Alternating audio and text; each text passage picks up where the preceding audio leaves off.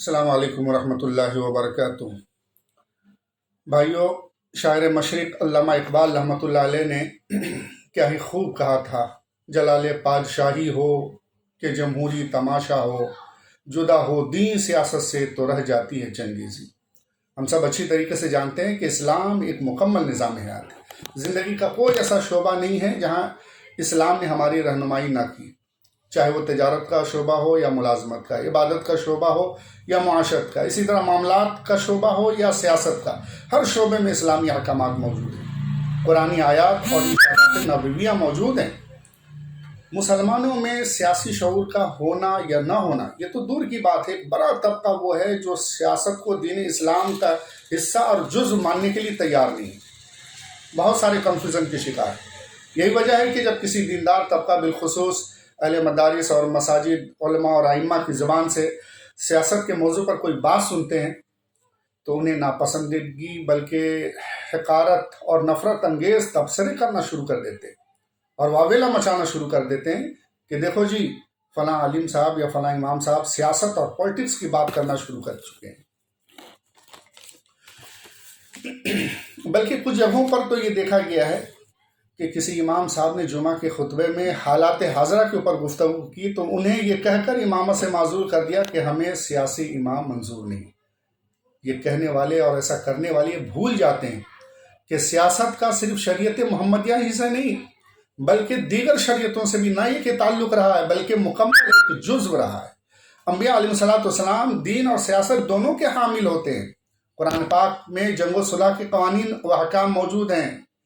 حکومت اور سیاست کے تذکرے بھی موجود ہیں۔ سورہ حج میں اللہ فرماتا ہے الذین ان مکناہم فی الارض اقاموا الصلاۃ وآتوا الزکاۃ وامروا بالمعروف ونہوا عن المنکر وللہ عاقبۃ الامور، کہ وہ لوگ کہ اگر ہم انہیں زمین میں اقتدار بخشیں اور تو وہ لوگ نماز قائم کرتے ہیں اور زکوٰۃ کی ادائیگی کرتے ہیں، اچھی باتوں کا حکم کرتے ہیں اور بری باتوں سے روکتے ہیں،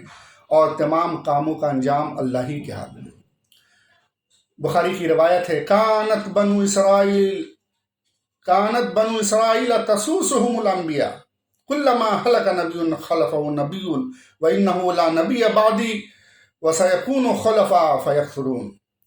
کہ بنی اسرائیل کا نظام سیاست ان کے انبیاء کرام کے ہاتھوں میں ہوتا تھا۔ جب ایک نبی کی وفات ہو جاتی تھی دوسرا اس کا جانشین بن جاتا تھا۔ میرے بھائیوں، یہ قرآنی آیت اور احادیث نبویہ جو میں نے آپ کے سامنے پیش کی ہیں، اس طرح کی سینکڑوں احادیث مبارکہ ہیں جس میں سیاست کے موضوع پر اللہ کے نبی صلی اللہ علیہ وسلم کی مکمل رہنمائیاں موجود ہیں۔ قرآن حکیم کے اندر مکمل اشارے موجود ہیں۔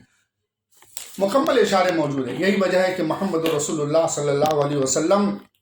ایک طرف نبی رسول تھے تو دوسری جانب آپ ایک عظیم پیشوا اور قائد بھی تھے، جن کی پیشوائی اور قیادت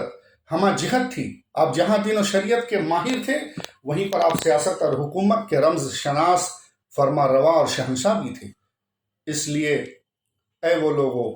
جو اپنی جہالت سے سیاست کو دین سے الگ سمجھتے ہیں، اپنی اصلاح کر لیں اور وقت اور حالات کے رخ کو جاننے کی کوشش کرتے ہوئے موجودہ سیاست اور ان کی پالیسیوں کو سمجھنے کی کوشش کریں، ان کے تباہ کن پالیسیوں سے ملت کو بچانے کی کوشش کریں، اور اس کی سب سے بڑی ذمہ داری علماء کرام کی بنتی ہے، اہل مساجد اور اہل مدارس کی بنتی ہے